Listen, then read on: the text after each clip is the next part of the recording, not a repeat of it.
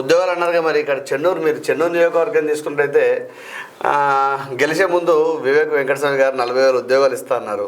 సంవత్సరాల కాలం దాటిపోతూ ఉంది. చాలామంది అడుగుతూ ఉన్నారు 40,000 ఉద్యోగాలు ఎటువైనా అని.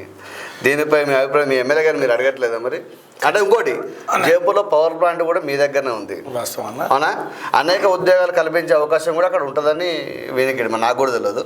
ఒకవేళ ఉండే అంటే ఎందుకోసం జరుగుతూ ఉంది, ఆగుతున్నారు అంటే వాస్తవం అరుణ్ భాయ్. అంటే ఎమ్మెల్యే గారు ఎమ్మెల్యే ఎలక్షన్, దాని తర్వాత ఎంపీ ఎలక్షన్, అంటే ఎన్నికల్లో కొంత ఇదైంది. ఖచ్చితంగా మాట ఇచ్చారు, మాకు కూడా పూర్తి నమ్మకం ఉంది. పవర్ ప్లాంట్లో కూడా ఒక 8 మెగావాట్స్ పవర్ ప్లాంట్ ఇంకా కొంత వర్క్ నడుస్తుంది. అదొక 5-6 నెలలు అయితే అది కూడా పూర్తి అవుతుంది.